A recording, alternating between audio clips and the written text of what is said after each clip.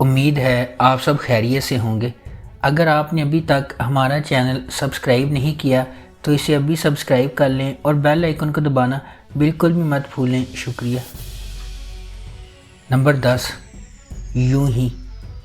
یوں ہی ڈرامے کی کہانی داؤد اور کنیز فاطمہ کی زندگی کے گرد گھومتی ہے۔ داؤد ایک سادہ آدمی ہے، پیشے کے لحاظ سے ڈاکٹر ہے، اور دوسری طرف کنیز فاطمہ عرف کم ایک مضبوط اور کھلے ذہن کی خاتون ہے۔ وہ دونوں ایک دوسرے سے محبت کرتے ہیں اور ان کی زندگی ایک نیا موڑ لیتی ہے۔ ڈرامے میں مرکزی کردار مایا علی اور بلال اشرف نے ادا کیا ہے۔ یہ اداکار بلال اشرف کا ڈیبیو ڈرامہ ہے۔ نمبر 9، تنکے کا سہارا۔ قدر ایک یتیم لڑکی ہے جو اپنی شادی شدہ بہن رومانہ کے ساتھ رہتی ہے۔ رومانہ کی ساس قدر کو پسند نہیں کرتی اور اس سے جان چھڑا لیتی ہے ایک میچ میکر کی مدد سے۔ وہ اس کی شادی ایک سست آدمی حماد کے ساتھ کرتی ہے جو سارا دن آرام کے علاوہ کچھ نہیں کرتا، جس کے لیے اس کے خاندان کے تمام افراد اسے طعنے دیتے ہیں۔ ان کی شادی کے بعد قدر نے محسوس کیا اور اپنی عزت واپس لانے کا فیصلہ کیا۔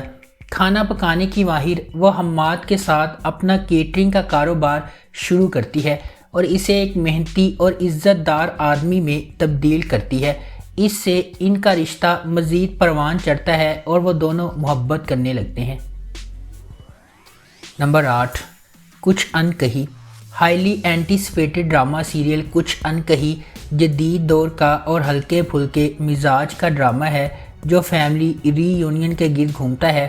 اس ڈرامے میں خواتین کے جائیداد کے قانونی اور مذہبی حق، کام کی جگہ پر ہراساں کیے جانے، لڑکیوں پر شادی کے لیے دباؤ ڈالنے، باڈی شیمنگ اور پاکستانی معاشرے میں پائے جانے والے بہت سے مسائل، مزاح اور عقل میں لپٹے ہوئے مسائل پر بحث کی گئی ہے۔ یہ پلاٹ آغا جان کے آبائی گھر کے گرد گھومتا ہے جہاں وہ اپنی 3 بیٹیوں کے ساتھ رہتے ہیں۔ آغا اپنی بہن کے ساتھ جائیداد بانٹنے کو تیار نہیں ہے۔ ان کی دوسری بیٹی عالیہ گھر کے دعووں کو حل کرنے کے لیے دن رات کام کر رہی ہے۔ کہانی میں ایک حیرت انگیز موڑ بھی آتا ہے جب سلمان، ایک اور نوجوان ریئل اسٹیٹ ایجنٹ، کرایہ دار کے طور پر ان کے گھر میں داخل ہوتا ہے۔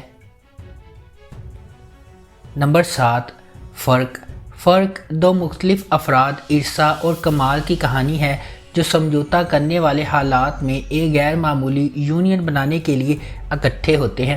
باہر سے لگتا ہے کہ عرصہ اور کمال ایک دوسرے کے لیے نہیں بنے ہیں۔ وہ کردار، زندگی کے انتخاب، خواہشات، سماجی اور اقتصادی پس منظر کے لحاظ سے بہت مختلف ہیں۔ ایک طرف عرصہ عیش و عشرت کی زندگی گزارنا چاہتی ہے جبکہ کمال اس تنہائی سے تنگ آ چکا ہے جو اس کے گھر کی پیشکش ہے۔ ایک جوڑے کے طور پر ایک ساتھ ہونے کے باوجود کیا دونوں کبھی اپنے آپ میں سچائی کو دیکھیں گے کہ وہ کون ہیں اور زندگی سے کیا چاہتے ہیں؟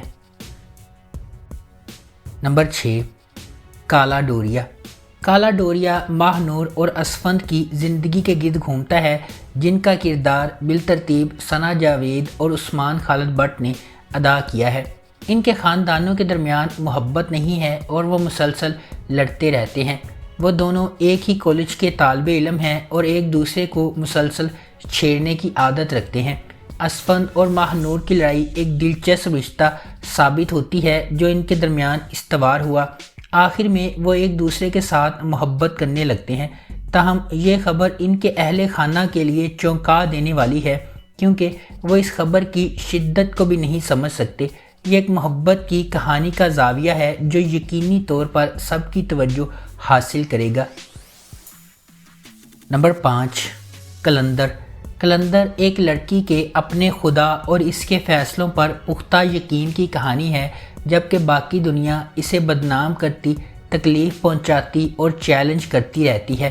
درعدن ایک نوجوان اور معصوم لڑکی ہے جو اپنے چچا اور خالہ کی دیکھ بھال میں پروان چڑھی ہے۔ کم عمری میں یتیم ہونے کے باوجود درعدن اپنے چیلنجز اور مشکلات کے بارے میں شکایت نہیں کرتی۔ اس کے برعکس تبریز ایک خوبصورت نوجوان ہے جو زندگی میں عظیم چیزیں حاصل کرنے کی خواہش رکھتا ہے۔ اسی محلے میں رہتے ہوئے تبریز کے والدین نے اس کے لیے ایک جیون ساتھی کے طور پر درعدن کو مناسب پایا تاہم تبریز کی زندگی میں ایک حیران کن موڑ آتا ہے جب ایک امیر گھرانے سے تعلق رکھنے والی سنبل اس سے محبت کرتی ہے۔ نمبر 4، سرِ راہ۔ ڈرامہ سرِ راہ مجموعی طور پر تبدیلی کو اپنانے اور پاکستان کی خواتین کے لیے تمام وزن کم کر کے اونچی اڑان بھرنے کے خیال پر بحث کرتا ہے۔ سرِ راہ ایک غیر معمولی طور پر لکھا گیا ڈرامہ ہے جس میں ان کہانیوں پر بحث کی گئی ہے جو ہمارے چاروں طرف بکھری ہوئی ہیں، لیکن بدقسمتی سے ہم ان پر روشنی ڈالنے سے کتراتے ہیں۔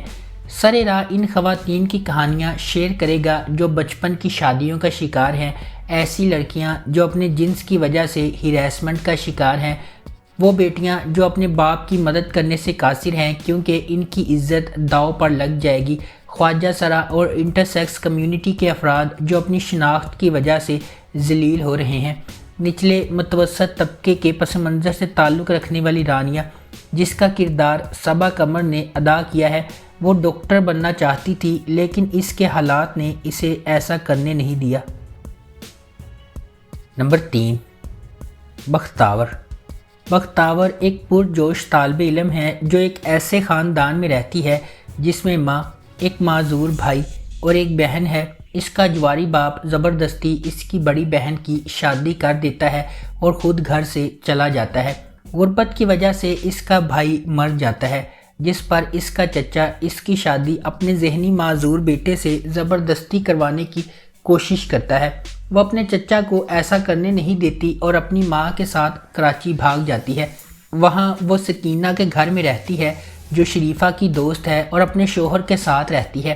بختاور نوکری حاصل کرنے کی کوشش کرتی ہے لیکن اسے ہر جگہ سے مسترد کر دیا جاتا ہے جب تک کہ اسے بس ہوسٹس کی نوکری نہیں مل جاتی۔ تاہم مرد مسافروں کے رویے اور اس کے دوست کے قتل کی وجہ سے اس کے لیے کام کو آگے بڑھانا مشکل ہو جاتا ہے۔ نمبر 2، مجھے پیار ہوا تھا۔ مجھے پیار ہوا تھا ماہر، سعد اور اریب کے درمیان لو ٹرائنگل پر مبنی ہے۔ سعد ہمیشہ سے اپنی کزن ماہر سے محبت کرتا رہا ہے لیکن جب وہ اس سے اس کا اعتراف کرنے میں ناکام رہتا ہے تو زندگی ایک مختلف موڑ لیتی ہے اور اریب فریم میں داخل ہوتا ہے۔ تھوڑی سی غلط فہمی کی وجہ سے معاملات ٹوٹنے لگتے ہیں اور محبت کرنے والوں کے درمیان اعتماد ٹوٹ جاتا ہے۔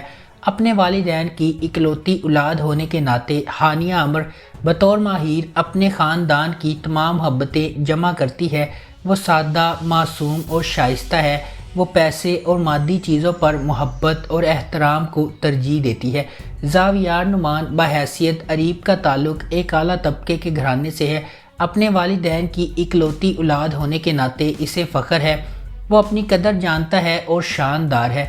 اس کی انفرادیت اس سے مطالبہ کرتی ہے کہ وہ سب سے بہترین کا انتخاب کرے۔ وہاج علی بطور سعد ماہر کا کزن ہے۔ بڑے ہوتے ہی اس کے ساتھ اس کی دوستی محبت میں بدل جاتی ہے۔